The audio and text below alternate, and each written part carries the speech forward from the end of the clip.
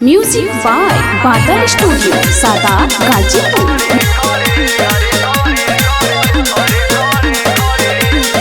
जान कौनो नजर लड़ावे ना, हमरो से डरे बतियावे ना, अरे मर्डर कर दे रे।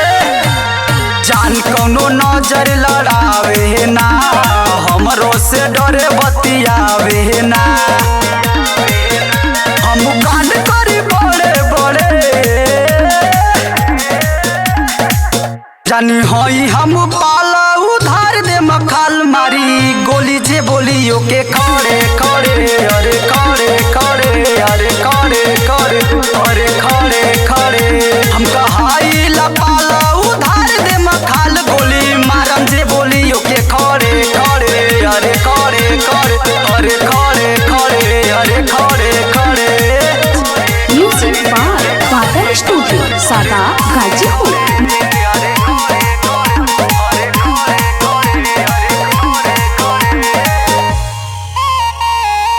बड़े बड़े गुंडा कापे पाल जी से फाटे, रोज अपराध करी बंदूक से नाता बाटे। का बुझल रे, बड़े बड़े गुंडा कापे पाल जी से फाटे, रोज अपराध करी बंदूक से नाता बाटे। हम हिसाब करी खड़े खड़े,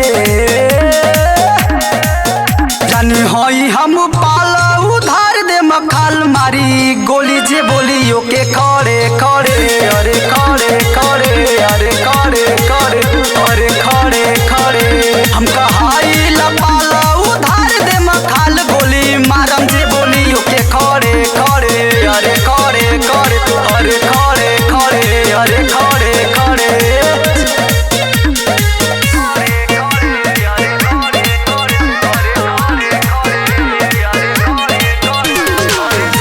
presented by Badal film production Saadat Ghazipur.